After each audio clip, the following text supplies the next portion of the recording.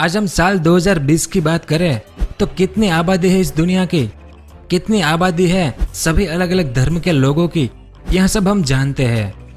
लेकिन आज से 30 साल बाद यानी साल 2050 में पूरी दुनिया की आबादी और दुनिया के अलग अलग धर्म के लोगों की आबादी कितनी होगी, शायद इस बारे में हम में से बहुत कम लोग जानते हैं कि साल 2050 में दुनिया का नक्शा कैसा होगा।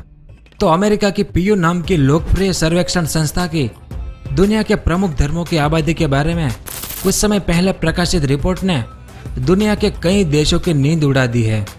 यदि यह रिपोर्ट सही साबित हुई तो दुनिया के कई देशों का भूगोल बदल जाएगा, क्योंकि इस रिपोर्ट के बाद दुनिया के कई देश इस स्थिति के अपने देश पर होने वाले असर के बारे में सोच रहा है। और आप भी यह जानते हैं कि आज के इस लोकतांत्रिक युग में जनसंख्या धर्मों की ताकत नापने का प्रमुख पैमाना बन गया है। पीयू ने साल 2010 से लेकर साल 2050 तक दुनिया के अलग अलग धार्मिक समुदायों की जनसंख्या की रिपोर्ट प्रकाशित की है, जो दुनिया और भारत के लिए चौंकाने वाला है। क्योंकि धर्म संबंधी अमेरिकी रिपोर्ट में धर्म आधारित आबादी में असंतुलन का जो अनुमान लगाया गया है, उससे आने वाले समय में भारत में न सिर्फ राजनीतिक असंतुलन पैदा होगा बल्कि दुनिया का भूगोल भी बदल सकता है। इसके अलावा और भी बहुत कुछ जानेंगे इस वीडियो में, तो वीडियो के अंत तक हमारे साथ बने रहिए।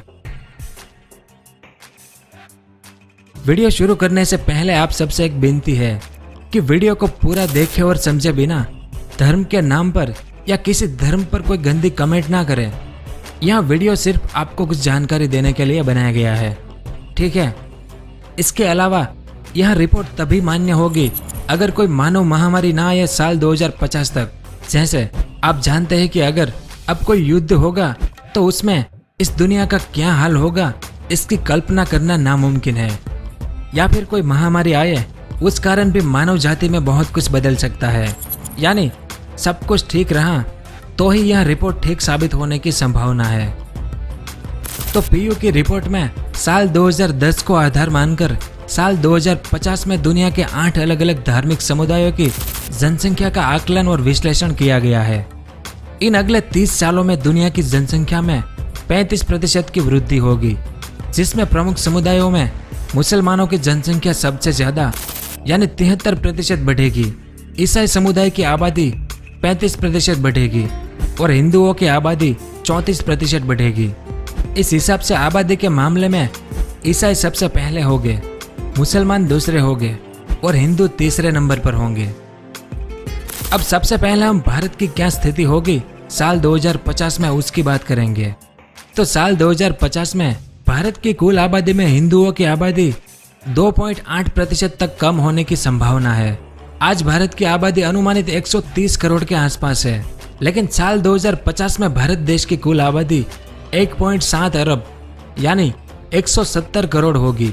साल 2010 में भारत की आबादी में 79.5% हिंदू थे, लेकिन साल 2050 में भारत की आबादी में हिंदू आबादी घटकर 76.7% होने का अनुमान है। यानी साल 2010 में भारत की कुल आबादी में 97 करोड़ हिंदू थे, जो साल 2050 में संभवित 129 करोड़ के आसपास हिंदू हो गए। यानी हिंदुओं की आबादी तो बढ़ेगी ही, लेकिन देश की कुल आबादी में उनकी आबादी बढ़ने की वृद्धि कम होगी, 79.5 से घटकर 76.7 हो जाएगी। अब साल 2010 में भारत की कुल आबादी में मुसलमानों की आबादी 14.4% थी, जो साल 2050 में बढ़कर 18.4% होने का अनुमान है।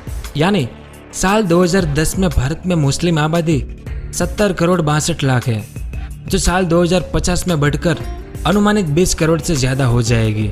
इस प्रकार अगले 30 साल में कुल हिंदू आबादी में 32 करोड़ की वृद्धि होगी और कुल मुस्लिम आबादी में 3 से 4 करोड़ की वृद्धि होगी। यानी सोशल मीडिया पर एक भ्रम फैलाया जा रहा है कि 2050 तक हिंदू 50% से कम हो जाएंगे। यह महज एक अफवाह है और यह रिपोर्ट बौद्ध धर्म के लिए भी चिंताजनक है कि बौद्ध धर्म की आबादी भारत में कम होगी, ज्यादा होगी या उतनी ही रहेगी जितनी आज है। इस रिपोर्ट में भारत के संदर्भ में बताया गया है कि साल 2050 में भारत में दुनिया के सबसे ज्यादा हिंदू और दुनिया के सबसे ज्यादा मुसलमान होंगे। अगर आज की बात करें तो आज इंडोनेशिया में सबसे ज्यादा मुस्लिम आबादी है, लेकिन साल 2050 तक सबसे ज्यादा मुस्लिम आबादी भारत में होगी। दूसरे नंबर पर मुस्लिम आबादी में पाकिस्तान होगा और तीसरे नंबर पर इंडोनेशिया होगा। दूसरी तरफ ज्यादातर हिंदू भारत, नेपाल और मॉरिशस देश में रहते हैं। यानी आज भी दुनिया की सबसे ज्यादा हिंदू आबादी भारत में है और साल 2050 में भी सबसे ज्यादा हिंदू आबादी भारत में ही होगी। ये तो बात हुई भारत की कि 2050 तक भारत में आबादी की क्या स्थिति होगी। अब बात करते हैं दुनिया की। अब जैसा मैंने शुरू में बताया था, इन अगले 30 सालों में दुनिया की जनसंख्या में 35% की वृद्धि होगी, जिसमें प्रमुख समुदायों में मुसलमान की आबादी सबसे ज्यादा 73%, ईसाई समुदाय की आबादी 35% और हिंदुओं की आबादी 34% बढ़ेगी। इस हिसाब से आबादी के मामले में साल 2050 में ईसाई आबादी पहले नंबर पर, मुसलमान आबादी दूसरे नंबर पर और हिंदू आबादी तीसरे नंबर पर होगी। लेकिन अगर इस रिपोर्ट को साल 2050 से आगे ले जाए तो साल 2070 में दुनिया में मुसलमान और ईसाइयों की आबादी लगभग बराबर होगी। यानी दोनों दुनिया की कुल आबादी में 32% हो गए। इसके बाद भी मुसलमान और ईसाई दोनों की आबादी बढ़ेगी, मगर साल 2100 में मुसलमान आबादी ईसाई आबादी से 1% ज्यादा हो जाएगी। यानी 22वीं सदी की शुरुआत में मुसलमान 35% हो गए इस दुनिया में, ईसाई 34% हो गए इस दुनिया में। और आबादी में यह वृद्धि मुख्य रूप से अफ्रीका के कारण होगी, जो उच्च प्रजनन दर वाला महाद्वीप है। इसलिए अफ्रीका के कारण यह दोनों धर्म दुनिया की आबादी में अपना प्रतिशत बढ़ाएंगे। तो धर्मों की आबादी में आने वाले इस बदलाव से कई देशों का धार्मिक चरित्र बदल जाएगा, जैसे Australia, Britain, France, Republic of Macedonia, Bosnia Herzegovina और नीदरलैंड जैसे कई देश आज ईसाई बहुसंख्यक है। लेकिन साल 2050 में ये सभी देश ईसाई बहुसंख्यक नहीं रहेंगे। इसके अलावा अमेरिका में भी ईसाइयों की संख्या में कमी आएगी। साल 2010 में अमेरिका में ईसाई आबादी 3/4 से ज्यादा थी, लेकिन साल 2050 में अमेरिका में ईसाई आबादी 2/3 रह जाएगी और अमेरिका में दूसरी सबसे ज्यादा आबादी यहूदियों की नहीं बल्कि मुसलमानों की होगी। अब आपके मन में यह सवाल आया होगा कि जो देश ईसाई है वहाँ ईसाई की आबादी कम होगी, तो साल 2050 में ईसाई आबादी दुनिया में पहले नंबर पर कैसे होगी? तो ईसाइयों की आबादी भले ही अमेरिका और ब्रिटेन जैसे देशों में घटेगी, पर रूस, चाइना और दक्षिण कोरिया में ईसाई धर्म तेजी से अपनी जड़ें जमा रहा है। क्योंकि साल 1900 में, यानी आज से 120 साल पहले, दक्षिण कोरिया में 1% लोग ही ईसाई थे, लेकिन ईसाईयत वहां तेजी से बढ़ी और आज दक्षिण कोरिया में 30% आबादी ईसाई की है। रूस में भी कम्युनिज्म की समाप्ति के बाद ईसाईयत को अपनाने वालों की तादाद बढ़ी है। साल 1991 से साल 2008 के बीच रूसी वयस्कों में ईसाइयों की संख्या 31% से बढ़कर 72% हो गई है। ऐसे ही चाइना में भी साल 1950 से साल 2010 के बीच ईसाईयत 7% की दर से बढ़ी है। अगर आज की बात करें तो इस्लाम दुनिया में सबसे तेजी से बढ़ने वाला धर्म है। इसके 2 कारण हैं। पहला कि वैश्विक स्तर पर मुसलमानों की प्रजनन दर सबसे ज्यादा यानी 3.1 प्रति महिला है, जबकि 2.7% प्रजनन दर से ईसाई महिला दूसरे नंबर पर है और 2.4 की प्रजनन दर से हिंदू महिला तीसरे नंबर पर है। दूसरा कारण है कि उस धर्म के अनुयायी कितने युवा है और उनके सामने कितने प्रजनन के साल बाकी है। तो साल 2050 में दुनिया की 27% आबादी 15 साल से कम उम्र की होगी। इनमें मुस्लिम 34%, हिंदू 30% और ईसाई 27% है। यह युवा आबादी मुस्लिम आबादी के तेजी से बढ़ने का सबसे बड़ा कारण है। इसके अलावा इस रिपोर्ट में जो मुद्दे सामने आए हैं उसके अनुसार इस दौरान यूरोप, अमेरिका आदि देशों में ईसाइयों की संख्या 30 करोड़ से कम होगी। इसलिए रिपोर्ट में ईसाई आबादी में 70 करोड़ की वृद्धि दिखाई गई है, लेकिन वास्तव में यह 100 करोड़ की है, क्योंकि यूरोप के लोगों में ईसाई धर्म त्यागने की संभावना के कारण यह वृद्धि 70 करोड़ की होगी। इस रिपोर्ट में यूरोप की आबादी में इस्लाम की आबादी साल 2010 में 5.9% थी, जो साल 2050 में 10% होगी।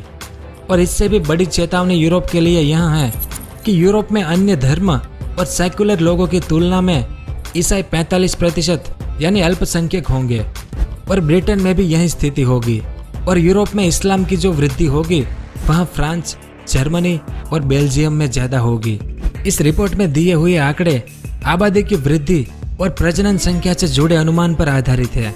दुनिया भर में धर्म परिवर्तन के अभियान से बढ़ने वाली आबादी का अनुमान इस रिपोर्ट में नहीं है।